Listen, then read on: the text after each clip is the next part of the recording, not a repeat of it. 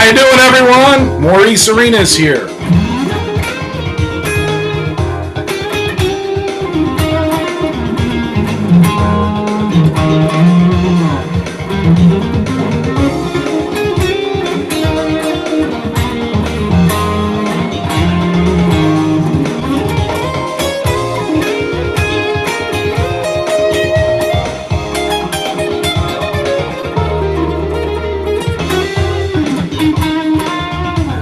Gonna noodle around a little bit in a minor key to get everybody else kind of ready before I start answering some questions.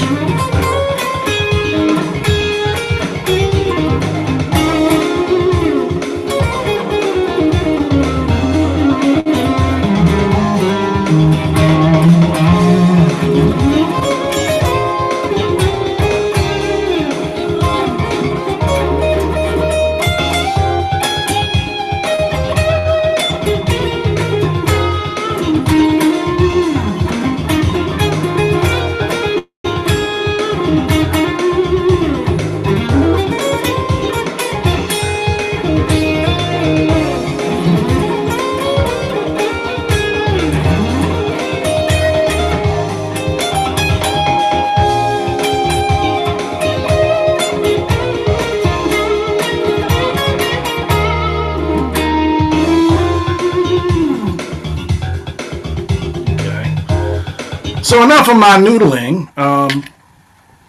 I'm here today on behalf of TrueFire, and I'm going to be talking about the dominant chord and a whole lot of different stuff. Yes, I'll talk about sweep picking as well, if you'd like me to. I'm going to talk to you guys about how I look about improvising, and things called like the master chord and extensions and playing off of extensions and different choices over blues progressions. Now, I made a tablature for you guys right here, and there should be a link, I think, if I remember correctly, on the bottom. If not, I know TrueFire will give you one. And it's got a couple pages of things here. And the first thing I'm going to talk about, I'm going to try to make this like about a half an hour or maybe less, so then I can kind of go and make the rest of it answering all your questions. But I want to make sure that you guys have something to take home. So that's the reason why I did this. So the first thing is we've got a G7 progression, so I need to pull that up. So I've got a G7 vamp in a backing track.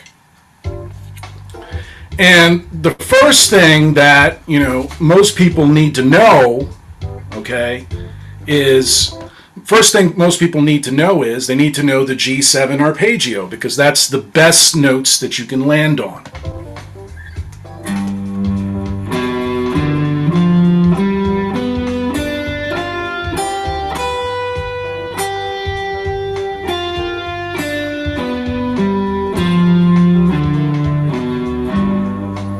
Why? Because they're part of the chord, okay? So let's say you're a blues player and you already know the pentatonic scale, which is on that sheet as well. It's the third line, the third example, and you're used to playing, or the blues scale.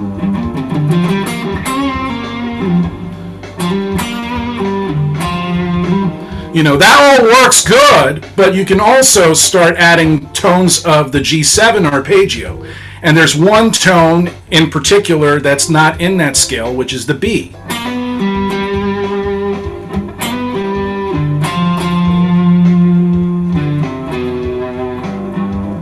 And it kind of gives it a really kind of cool sound, okay? So that's the reason why, number one, you need to know the arpeggio, okay? And you can mix the arpeggio with what you've already known, which is like, let's say, the pentatonic scale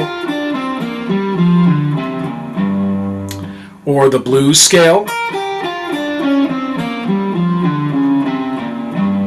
All you're doing is adding one other note to it. You're adding that B, which is the third of the chord. Okay? And you can do it a lot of different ways. I mean, you know, like the way I wrote it out, I didn't sweep it, but I mean, technically you could sweep it as well, you know, and that would work as well. And there are other extensions that you can do as well in terms of sweeping, where you're starting to play off the third and the fifth and the seventh, which is actually on the next page. So basically, I did this as a way to kind of give you guys a lot of stuff that you can work on, you know, over a few months' time, okay? So the first arpeggio was the seventh. There's another one, and it's actually on the TrueFire Riff magazine. I wrote an article actually about it, and that was called the 6-7 Arpeggio. And the 6-7 Arpeggio is a root, which is G, a third, which is B, then you have the fifth, which is D, then I'm adding the sixth degree, which is E, and then F, and then that's our minor seventh degree, which, you know, gives you that kind of bluesy sound. So then if you were to play those notes, almost sounds like a bass line because bass players play that, okay? Well, you know, you can use that sound for leads as well. So if I do that sound,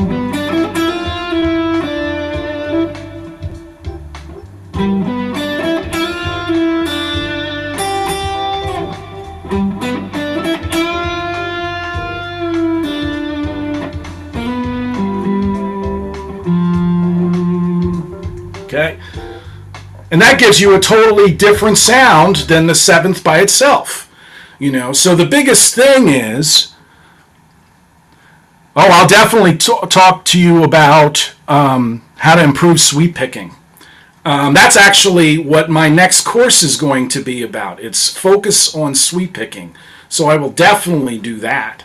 I promise you, I will, once I'm done with this, I will go straight to sweep picking. That's one of my specialties and one of my favorite things to do, actually. So the 6-7 arpeggio has its own particular sound. The 6-7 arpeggio has its own sound as well. And then the pentatonic scale has its own sound. And then the blues scale has its own unique sound because you've got that flat 5 in there. So if I played a minor pentatonic, that has its own little unique sound. So I'm going to put that in there, and I'll mix it with the blues scale.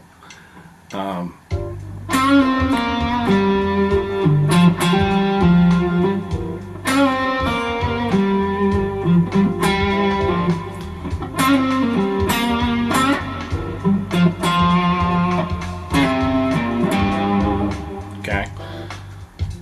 So I try to keep it simple. Okay, so we have, from that part, we basically have 4 different sounds to mix, okay, by just doing that. And that's what we're kind of shooting for when we're playing blues. We want to make sure we're playing different sounds over. So we're tricking the listener. You're gonna have to guess what I'm gonna do next, you know.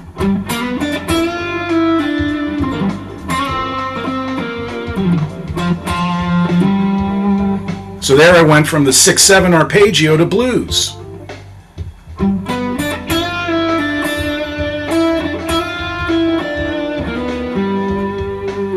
Then blues. Okay. That way we're providing contrast. And that's one of the things in terms of a palette. So when I'm soloing, I'm thinking about palettes. You know, I'm thinking about what different colors can I use at once. And I wanted to share that with you. These are all what they call unaltered. Altered sounds kind of sound weird. Kind of like what jazz players would play. Kind of like Scott Henderson and guys like that. Mike Stern would play like diminished scale and stuff like that. Those are more altered sounds. And they kind of give you an altered chord as well, like sharp 9, flat 13. Okay, so then on the next example, we're talking about major pentatonic. Now, major pentatonic kind of sounds more like a lot of the guys like B.B. King. So you mix that with a 6-7 arpeggio, or you mix that with the arpeggio, or you mix that with minor pentatonic, you're going to get a different sound.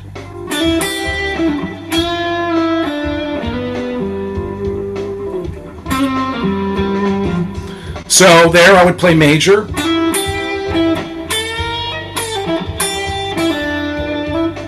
Right, 6-7 arpeggio.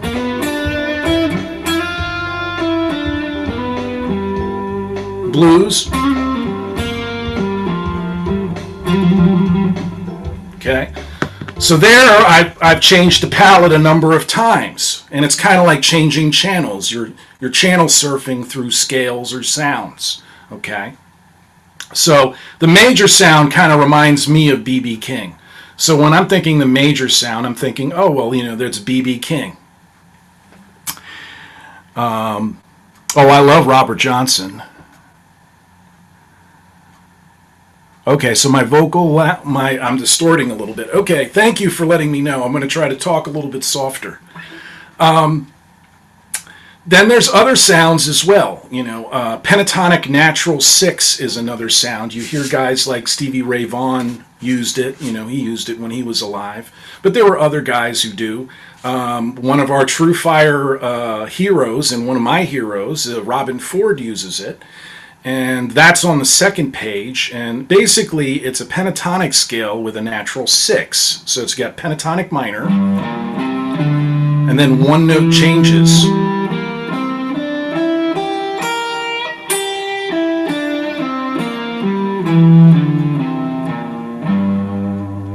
Okay, so it gives you a little bit of a different sound.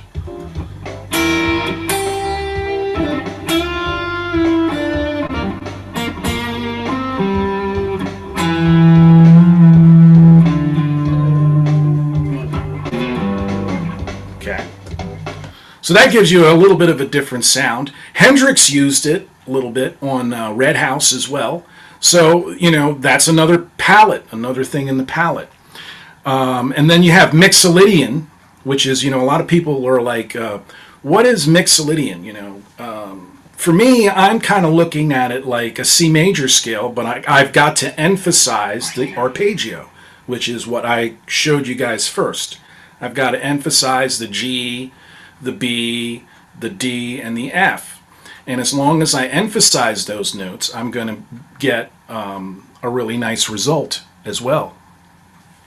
So I will play Mixolydian,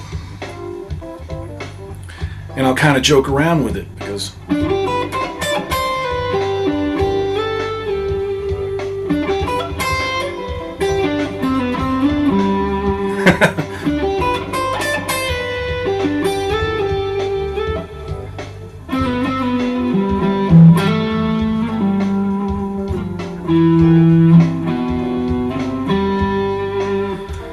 so there I was kind of joking around. I was just kind of hinting. Jessica, because that's in Mixolydian, you know. But once again, it kind of gives you kind of a jam band sound. But once again, I'm trying to land on G, B, D, and F. So that's why you need to really kind of map that out. And that's why I did this all in one position, so you know exactly where the right notes are.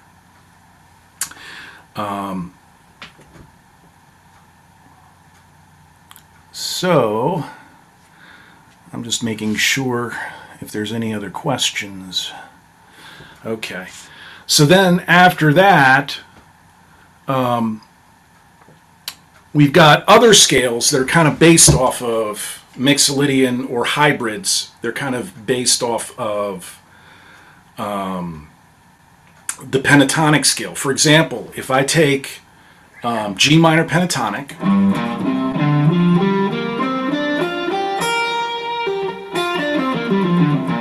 the good old box everybody learns how to play when they're starting out, and they use it a lot of times. I use it, I'm guilty of that one. And then you use the major pentatonic,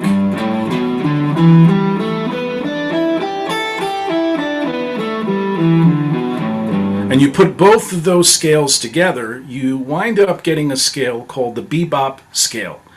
And I classify it as Bebop 2. So there's two bebop scales that you can use over a G7 chord. And what's kind of cool about the Bebop 2 scale is you find guys like Albert Lee, Johnny Highland, another one of our another ones of our TrueFire heroes, that they use those scales for country. Okay, so I'm going to play it with an overdrive, so it's going to sound a little more bluesy, and it also would sound jazzy if you swing it, you know, with swing eighth notes.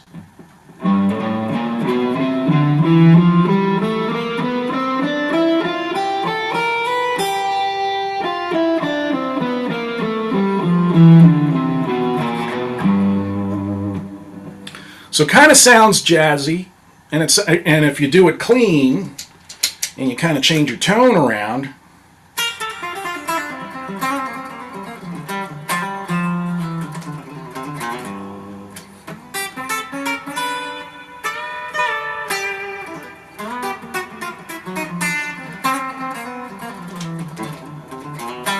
you got country. So that's a 2-for-1 right there, okay? So that's one sound you have to get used to playing, you know, once you're used to the ones that you've done before. So these get incrementally more difficult as they come along, okay? So you have to know how major sounds in terms of major pentatonic, and have to know how minor pentatonic sounds. And then from there, you're going to be able to mix the two licks from both pentatonics, as well as play the bebop scale as a connector. I just want to make sure nobody's got questions and everybody looks like I'm guessing things are sounding better, less distorted, I'm hoping. Okay, so I hit the good old G7 again, and then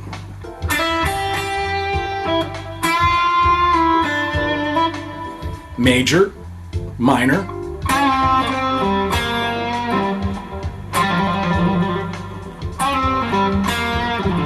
blues, right? And then I can go into bebop.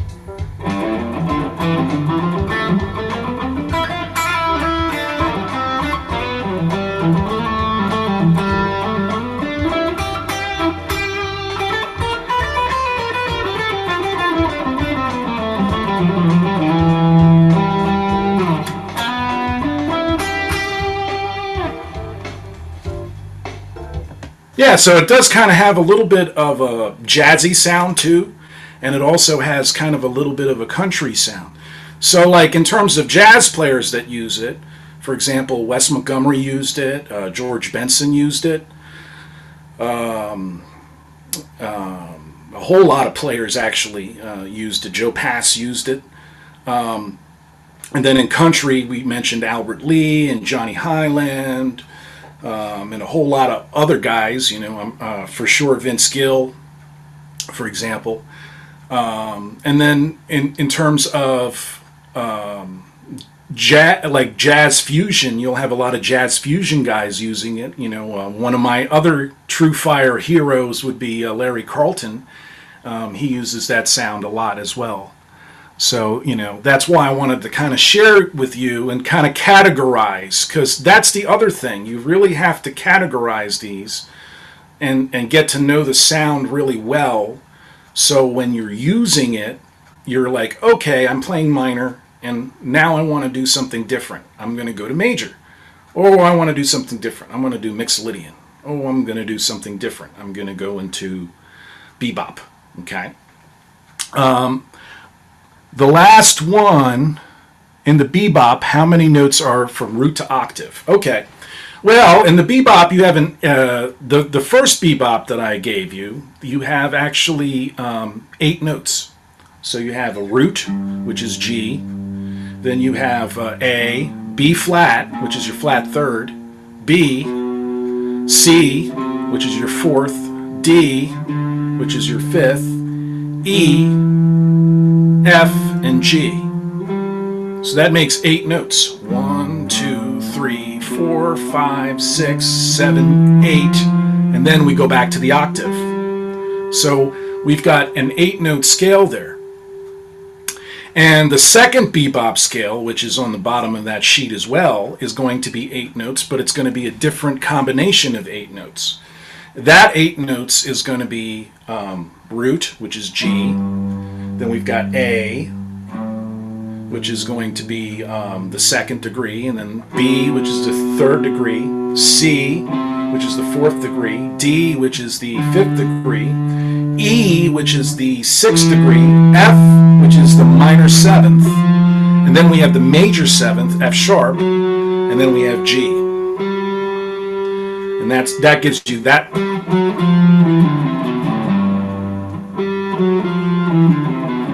Gives you that kind of sound.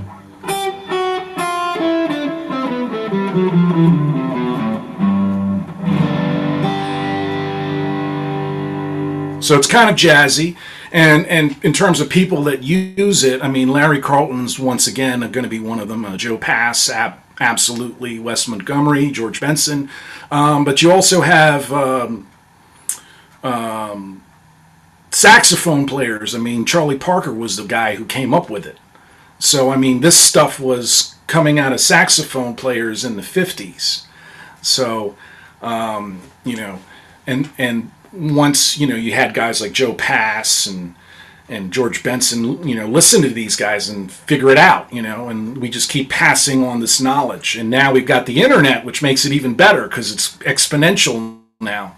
You know, like this video could teach thousands of people about these scales, you know, which is really nice and kind of cool and important, you know, because it kind of breeds creativity for the future.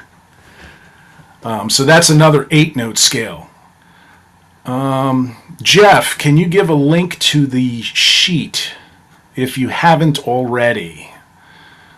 Yes, you're gonna find this sound over a lot of cool stuff. You mentioned Steely Dan. Yeah, absolutely. You know, but it's not only Steely Dan. It could be Mike Stern. You know, so like, and there's another TrueFire hero, right? I'm just naming TrueFire heroes left and right. But yeah, so that's kind of what I'm saying. But this all works over a dominant seventh chord. You see, that's the great thing about what I'm doing here. I'm trying to kind of put everything in one category. So then when you work on it, you should work on just doing the G7, and then you pick one of these sounds and you kind of get used to what it sounds like and start seeing if it's part of something you hear in your head stylistically, and say, is this a sound that I want to use? Okay, you know, some people are going to be like, no, I don't like the bebop scale. Well, that's totally fine. There's a whole lot of people who don't use the bebop scale that sound fantastic. You know, Albert King doesn't play the bebop scale, but I love everything he plays. I've got a ton of his records. Okay. So that's a big part of it, you know. So now I wanted to kind of get a little bit about the master chords. I'm going to try to make it quick. When you play a G7 chord over a G7, you get a G7 sound. Okay, you know, that's a given. Because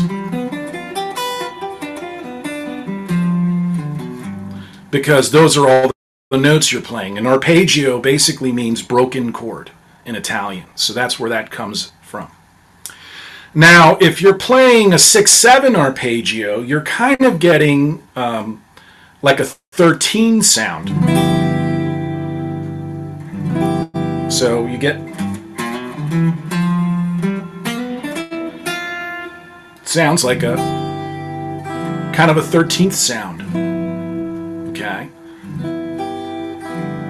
so that's another thing that you have to kind of start thinking about. You know, there's a lot of apps that have chords.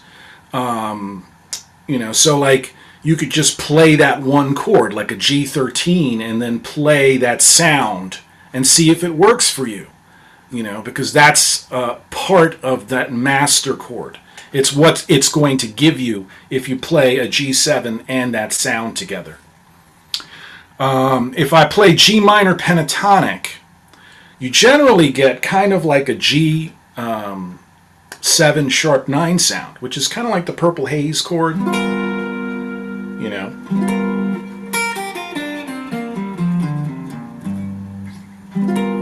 Kind of gives you that sound. So that's why it works so well in a lot of different things.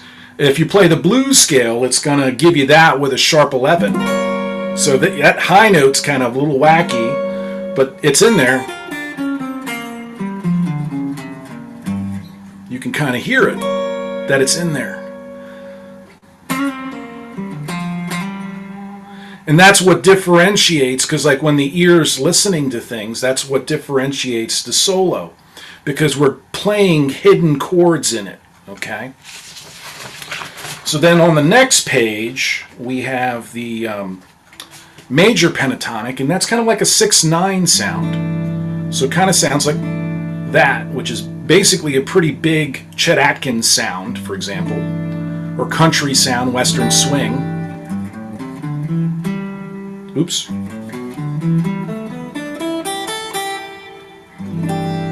You can kind of hear it. It's just in there. Kind of happy, serene sound. Okay. And then, you know, if I play Pentatonic Natural Six, I've got like a 13 with a sharp 9. So that's the sound I'm getting there.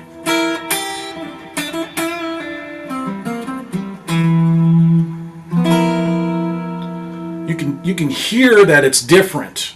It's not as serene and as happy as sounding as this. Okay. If I play Mixolydian Pentatonic, which is actually on the 3rd page, these are some other wild ones. Mixolydian Pentatonic is like playing a pentatonic minor scale, and you're taking the B flat, which is the flat 3rd, and you're making it a natural 3rd, which is part of the G7 chord.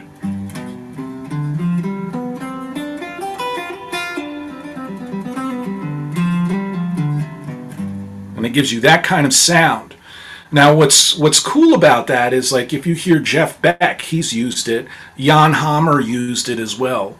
You know, and there's other people that I've heard use it. You know, I've heard it in the Allman Brothers, you know, when they're playing live and stuff like that. So that's another sound, and that's going to give you kind of an 11.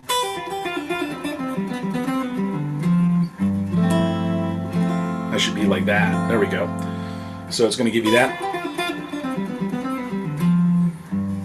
And that's a G11 sound right there. And then the bebops are going to basically give you a 13 with maybe an alteration, like a sharp 9 or the major 7, which kind of complicates things. You know, let's say like a chord like this is, you know, people are not used to hearing that, but that's the master chord for that. That would be the last bebop, and then the other bebop would be kind of like the pentatonic scale, where the one with the flat 3rd and the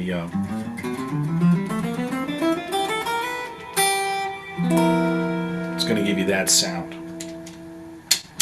And that kind of gives you a whole lot of vocabulary of different things, and you now got a category, and then you have to kind of put a descriptor to it. You have to say, okay, well, how am I going to describe this? To me, major pentatonic is happy. To me, minor pentatonic is kind of Asian music sounding. To me, the blues scale sounds bluesy. To me, the 6/7 arpeggio sounds like a boogie. You know, like a, you know. So that's kind of the categories that, you know, you have to kind of work on in terms of that, and then kind of decide when you're improvising which ones you're going to use. And the ones you like, you should write lines for. That's another thing I did. You know, because writing lines is a good way of finding what you like and what you don't like in slow motion, because you're not having to do it automatically. You can work it out slowly. Okay. So I think I promised to talk about sweeping. I also have extensions at the end here. On the last page, basically I have B minor 7 flat 5, which gives you a G9 sound. Which, let me clean that up a little bit. So that gives you a G9 sound. D minor 7 gives you an 11 sound. And F major 7 gives you a 13th sound if I play it over that. And I'm going to do that. And this is talking about those sounds again. So I'm going to do that real quick. And then I'm going to talk about sweep picking. So G7.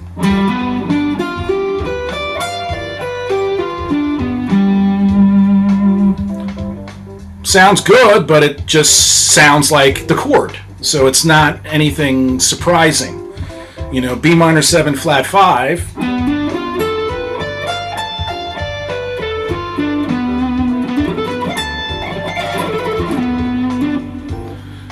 Sounds a little more jazzier, kind of, because you've got that extension. D minor 7.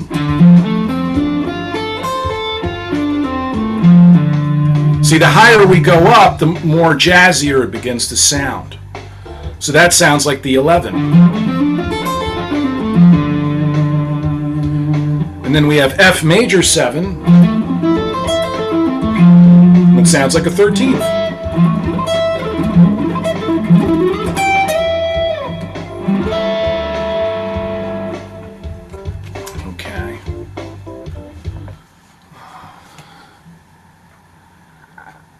Thank you very much for saying some of this stuff. I appreciate the kind words. Okay, so I want to answer questions now. I kind of gave you an idea of what this is all about. I wanted to kind of give something to everybody of all different levels so you can keep coming back to it.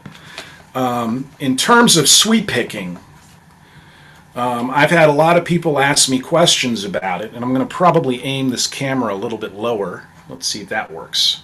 So now it's cutting off my head a little bit, but that's okay.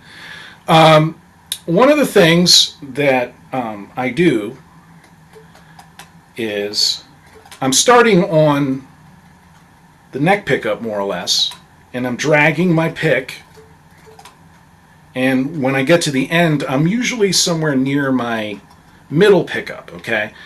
So that's one of the things you have to do, okay? So it's just kind of like if you're strumming a chord. So if I'm strumming a chord,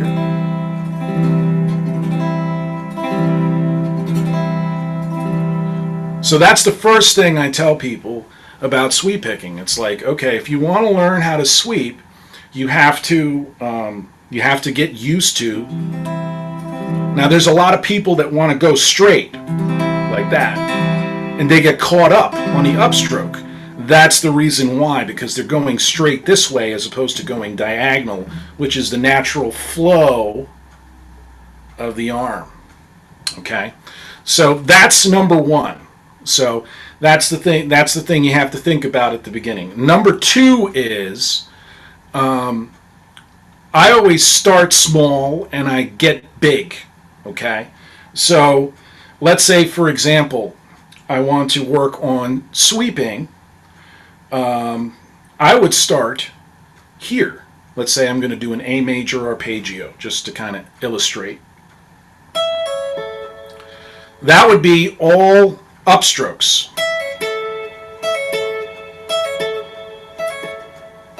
And just get used to doing that. And then doing it down.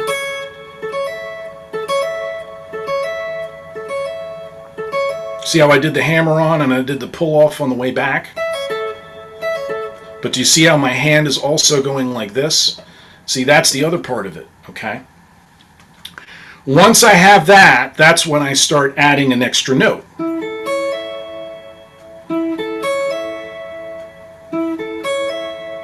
And then I do it backwards, same thing. And you see how I'm dragging the pick.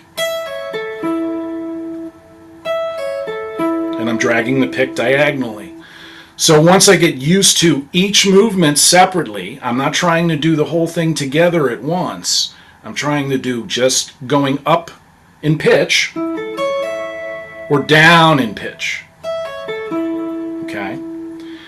And once I get the feel of that and my hand looks correctly, because I'll use a mirror to check, or you could even use your phone. You could selfie your phone and video your hand just to check it, okay? And then I would add another note.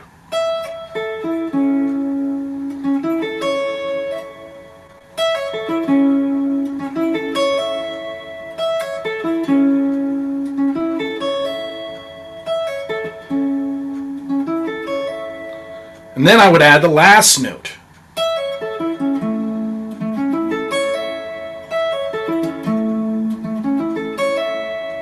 Once again, the big thing is dragging that pick in this movement.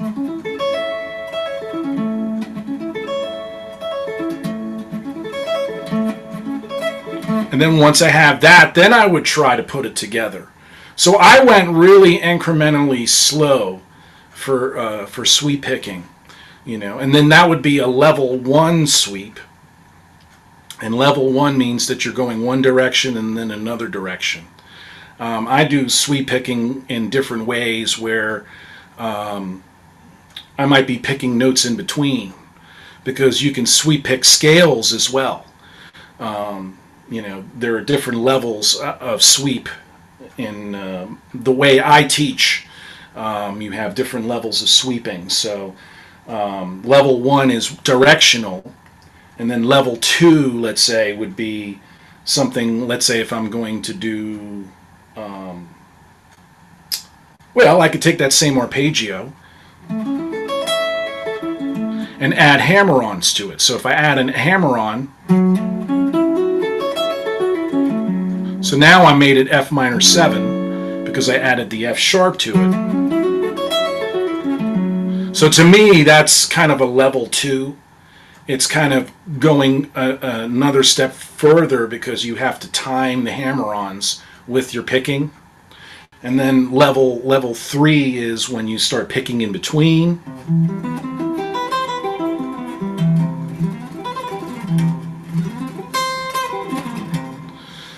So there I'm shifting one position and I'm alternate picking in the middle. Here I'm sweeping and alternate picking, sweeping, alternate picking, sweeping. So yeah, so level 3 is going to be a little more harder because you've got to mix the alternate picking in there. And then level 4 would be shifting multiple positions. So, and you're going to have to mix alternate picking with that as well. So that's kind of the categories of how you would, you know, in terms of limitations of the style.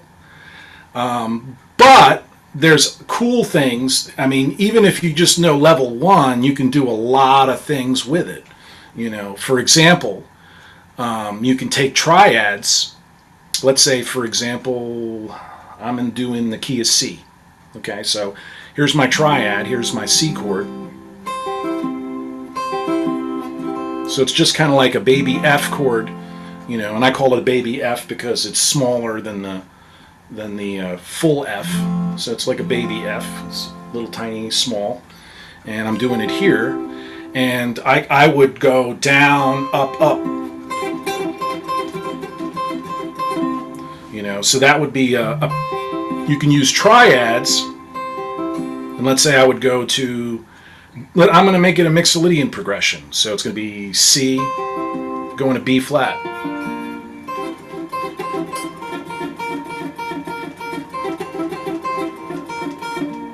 So what I'm doing is I'm basically using the 2 triads and I'm going down, up, up, up, down, up, up, up. And I'm just alternating between those 2. And that's a level 1 way of using stuff that you already know on the fingerboard here and applying it. You know, you can do it, you know, there I was doing it with 4 strings. I could do it with 3 strings. Let's say I would do C going to B flat here. So that would be 3, 5, 5 going to 1, 3, 3. And the picking would be down, up, up, down, up, up.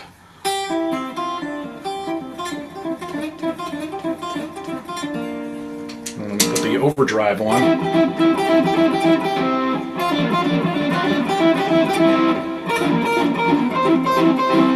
You know, so you can get some really cool sounds that way.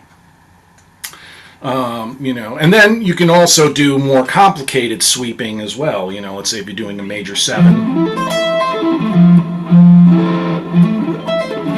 I mean, I go up, I do 9s and 13s as well. I mean, so if you got a 9.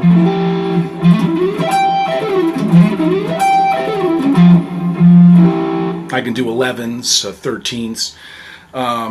And that's kind of what the course, my future course is going to be doing. It's going to start real simple and kind of work its way into the harder stuff.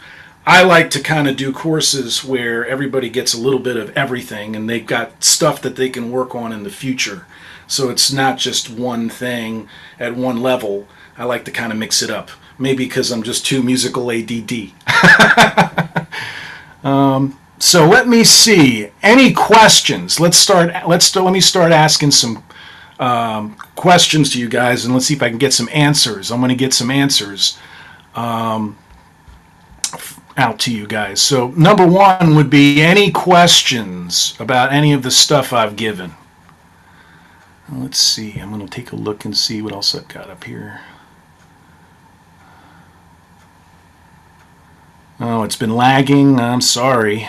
I wish. Yeah, Albert King did a lot of major pentatonic.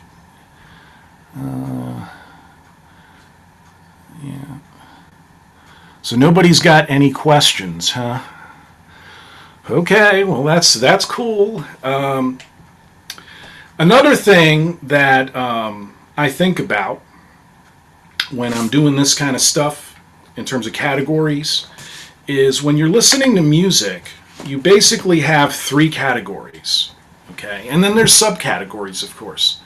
But it's going to fall under one of 3 umbrellas. The first umbrella is going to be minor. The second umbrella is going to be major. And the third umbrella is going to be dominant. And blues would be dominant. So what we cover today is dominant, okay? So to me, blues is either minor or dominant. And it's not really major per se because you have that minor 7th, which is the F, not the F sharp.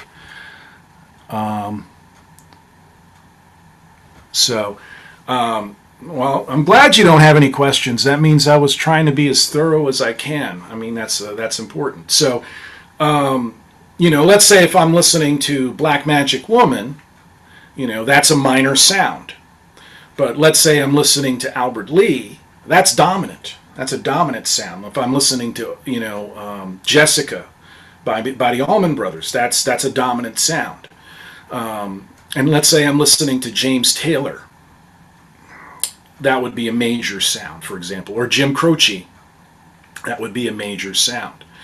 So it's going to be one of those categories. Now, if you're listening to jazz, you know, let's say you listen to Wes Montgomery, you're still going to have minor. He plays minor sounds. He does play dominant sounds because you can hear it. It's very bluesy, just like George Benson. But then sometimes he's playing these weird scales. Okay, well, those weird scales would be a subcategory of dominant. And that subcategory of dominant would be called altered dominant. And that's where all those weird scales come, because what they're doing is they're hinting or alleging weird chords. You know, chords like that, which is like a 13 with a flat 9. Or a flat 9 with a sharp 11. You know, and I'll kind of play an example to kind of show you. You know, so that's the other subcategory. And the thing is, if you want to master whatever style, let's say your hero is Larry Carlton, you know, like he was a big hero of mine. So I knew that I would have to master basically all 3 categories. You know, Smiles and Smiles to Go is, you know, major, you know, major sounds, you know, and then he plays a lot of dominant sounds. And then obviously he does play a lot of minor sounds too. So you know, and then he also plays the altered dominant. But when you're listening to someone, let's say like Stevie Ray Vaughan, you have dominant sounds and you have a lot of minor sounds. He's not really playing any kind of like James Taylor sounds, you know. It's just like it's just like if you're listening to Santana, you hear a lot of minor sounds, like Dorian is a subcategory of the minor sound, but and then you hear major sounds too, and harmonic minor is a subcategory of minor, but you don't hear that much dominant. There's some, but there's not as much, and that's what creates styles of players, you know, because their tendency is going to be one of those umbrellas. And you know, so that's why it's good to categorize these sounds as well. Let's see, how would I use the whole tone scale in a blues? Okay, well, let me put a G7 track, and I'm going to try to do some different things. I'm just going to play over a G7. I will play over a blues in a little bit. Okay, so I've used all those sounds. I'm just going to tell you the sound while I play it. 6/7.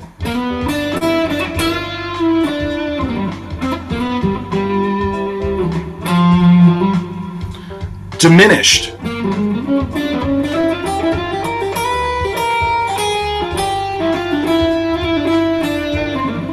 Blues.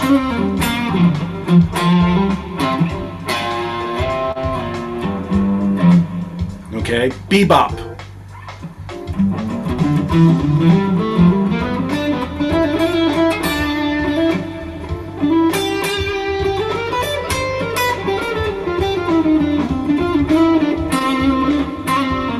Blues. Whole tone.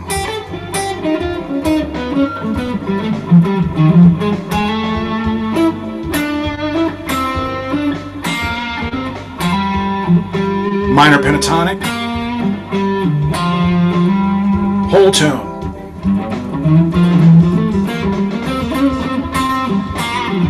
Okay. Super Locrian.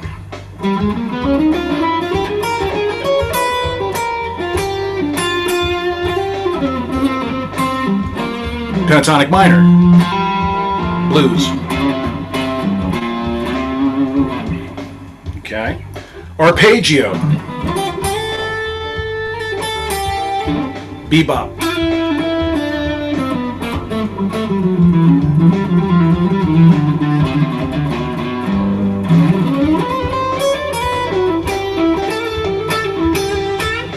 Lydian flat 7.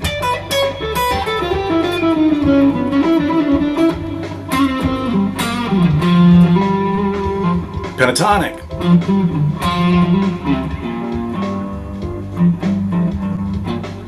Okay.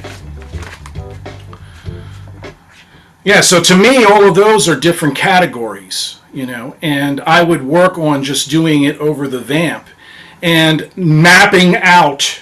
What I mean by mapping out, because that's a good question about the whole tone, I would map out where my G's are in the whole tone scale. So I would go G, A, B, C sharp, D sharp, right? And then F and G. So I know F and G are good, you know, and B is a good note to hit. I know if I land on B, G, F natural, I'll have a good resolution. So it's kind of about resolution there. So here's F. If I play the whole tone, see, it resolves. If I can land on G,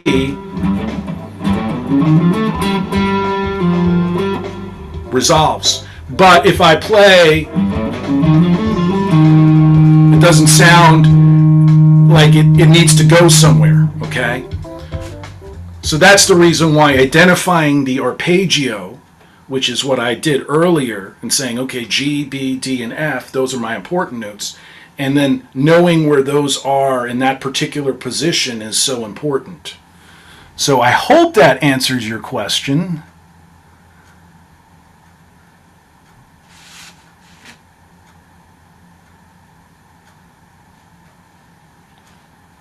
Okay, so someone said that they're about major blues. Okay.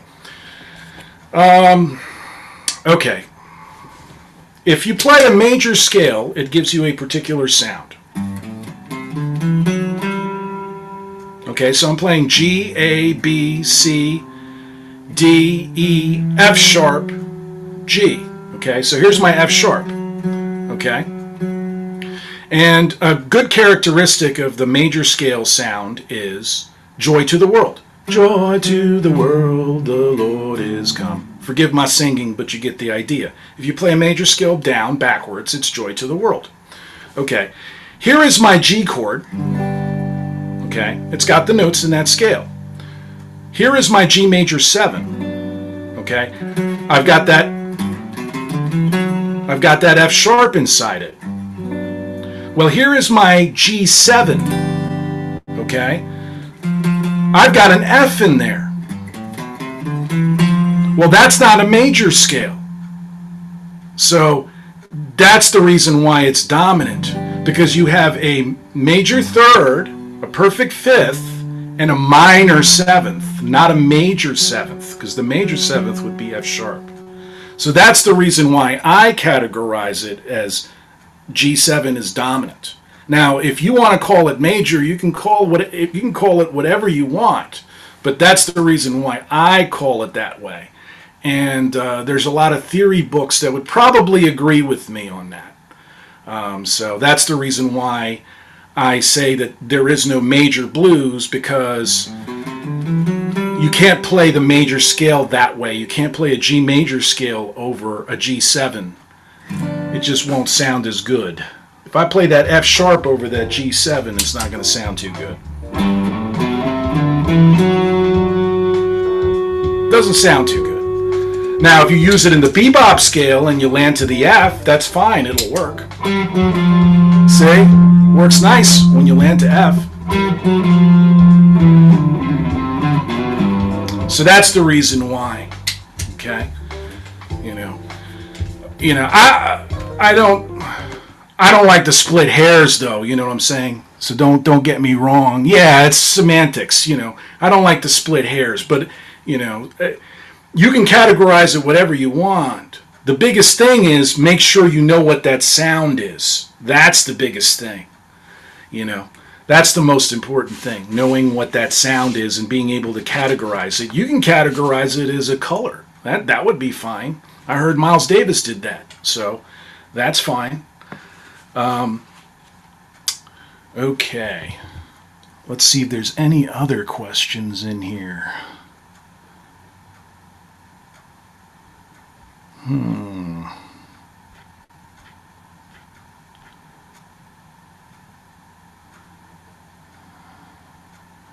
Yeah, so using the whole tone, and I'll play a blues. Yes, Santana, let's say, for example, uses a lot of Dorian. And Dorian is a minor type scale. And the reason why is because, if you have a minor chord, let's say A minor 7, all those notes in that chord are in the scale of the Dorian. So let's say if you're playing Oye Como Va,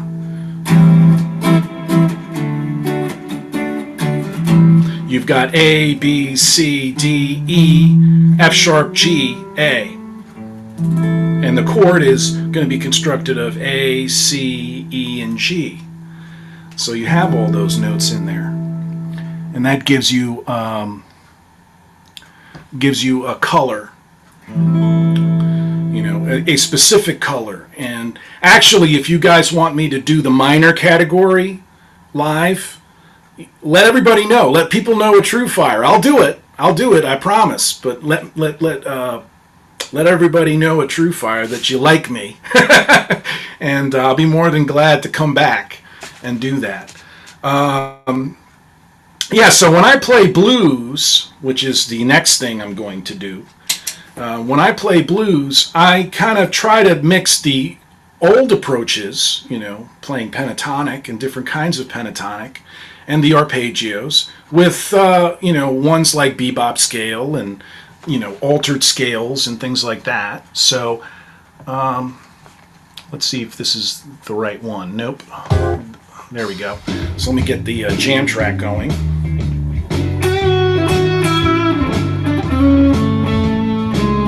that was bebop.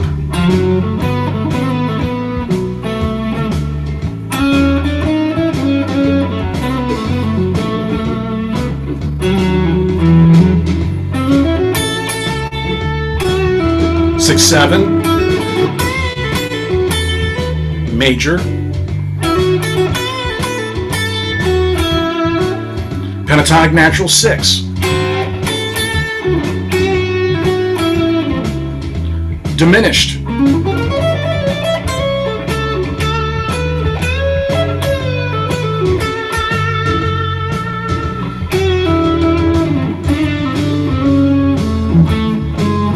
bebop,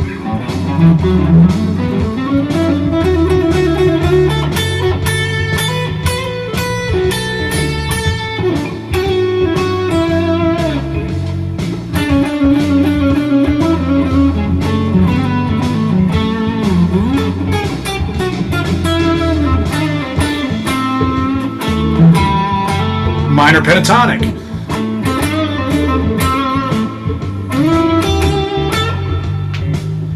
Pentatonic Natural Six,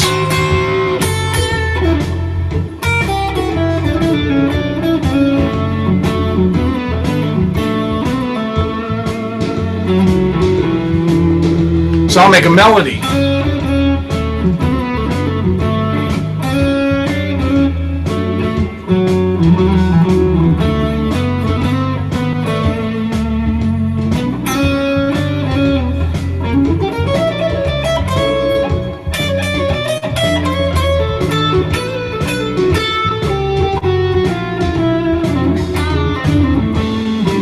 So by doing what I did, I played a whole lot of different sounds, and you guys had to guess where I'm going, and that's one of the things I like to do when I'm playing in front of an audience. I want to keep you guessing, keep you on your toes, guessing what I'm going to do next.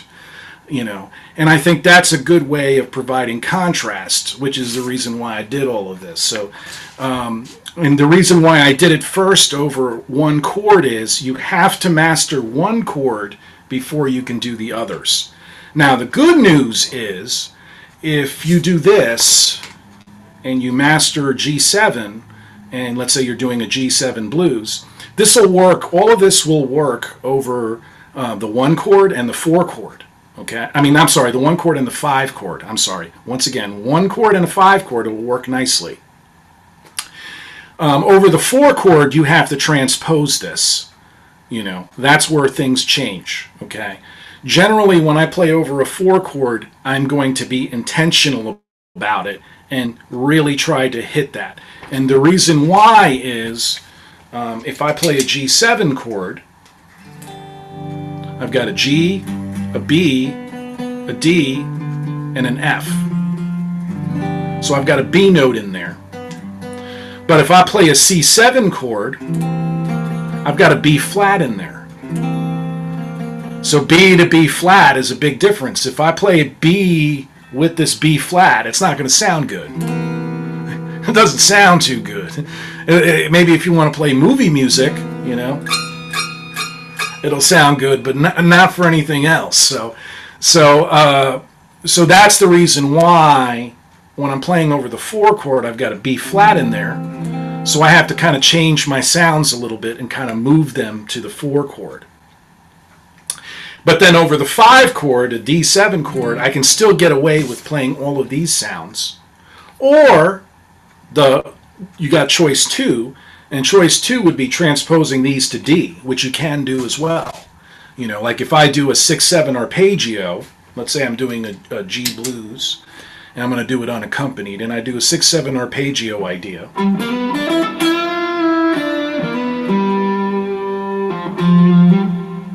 And then I go to the four chord. And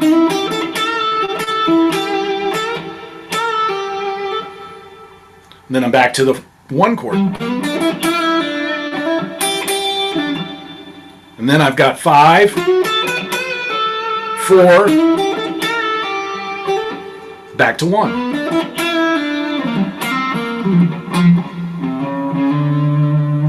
And then I got a turnaround, some kind of turnaround, okay? There I I just used one concept, the 6/7, and I moved it around. And you could hear the blues progression even though I did not have a backing track. You know, so that's the reason why, because once you start getting used to these categories, you can start moving them around as well.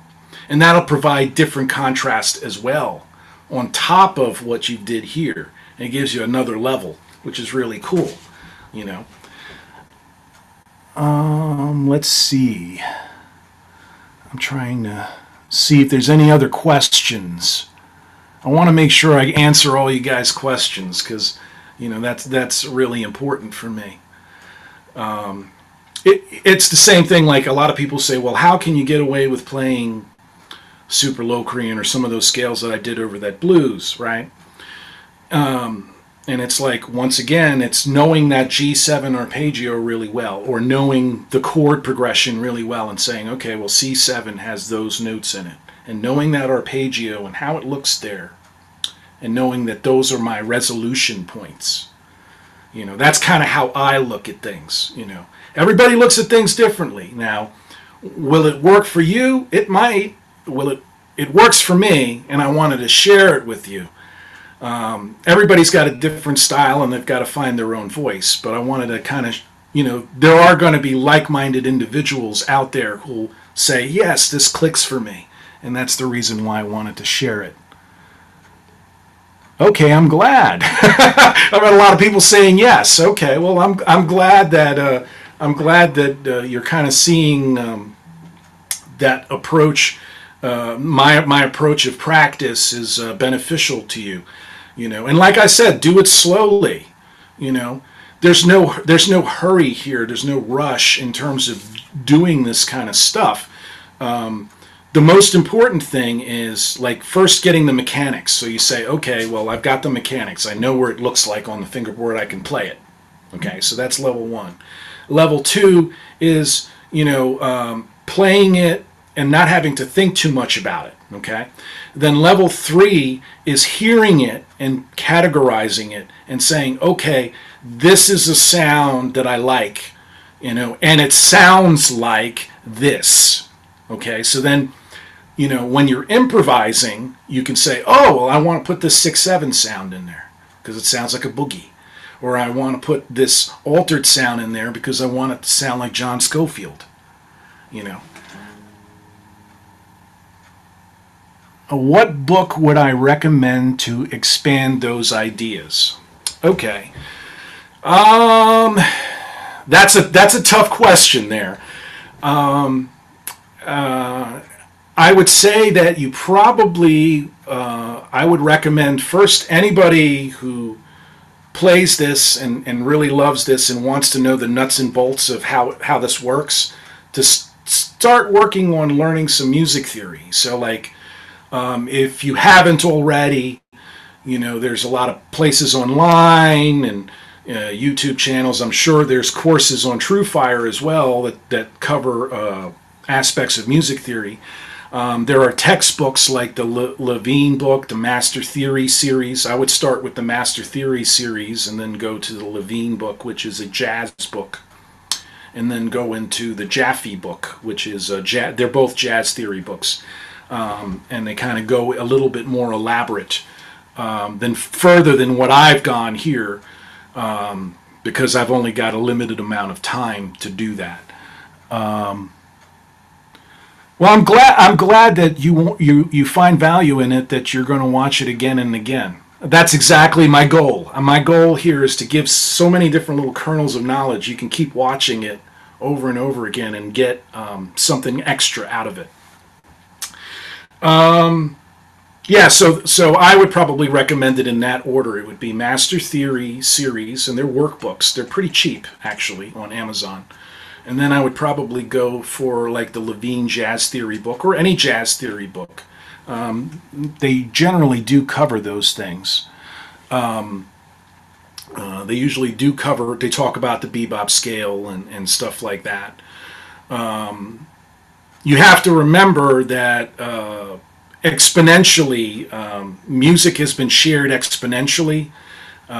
So there's more and more books out there that I don't even have a clue about, because when I was in the trenches learning all of this stuff, you know, I had limited resources compared to what you guys have now.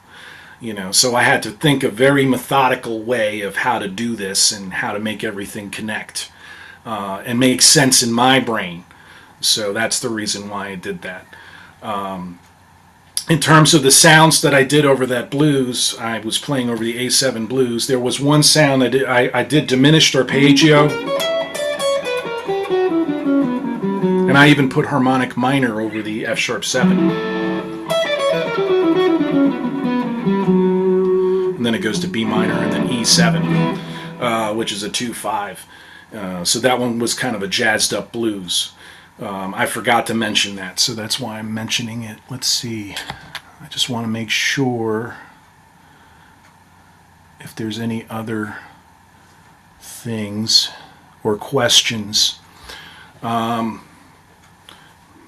before I close it. I'm sorry if I talked your ears out. I tried to make it as valuable as I can. So if you want to know more about me, you can feel free to catch my website. There'll be more stuff up there soon. Or my Instagram, which is my name, Maurice Arenas Guitar. And I'll be putting, well, there's a lot of musical clips, and there'll also be little mini lessons there too to kind of get you involved. So that's one thing. And then I also have to thank some people. I want to thank Jeff Sheets and everybody at TrueFire, Brad and Zach. And then say hi to all my friends from TrueFire as well, guys like Rob Garland and Joe Pinvaya, Cheryl Bailey. You know, I've got to say hello and, you know, share the love and check out their stuff as well, because they're fabulous players. And then I also want to thank these guys. I want to thank John Page, Classic Guitars. They've always been fantastic. I want to thank Marshall and Marshall Amps, Dean Markley, Dean Markley Strings, Gravity Picks, Spectraflex, Lindy Fralin for making these pickups for me, Godlike, who distributes the Maxon pedals, Charlie Paolo, thank you so much for helping me with my signature sound, Exotic as well with their effects, wonderful effects, and Peterson Tuners as well. You know, I never get to thank them as much as I should, so I wanted to kind of share that. And kind of also, I want to thank you guys actually a lot, 1,000 times. Number one, for listening to me and trying to weed through what I'm saying, even though everything was lagging from what I hear here. And I want to thank you for your love of music. And if you want me to do this again, just ask. I'll come on down. We'll do another category and we'll talk about it. And we'll break it down, and I'll have more tabs. Also, keep an eye on my articles for Riff Journal as well. You know, so once again, thank you so much for spending time with me. And I hope this is of value. And I hope to see you soon sometime. See you around.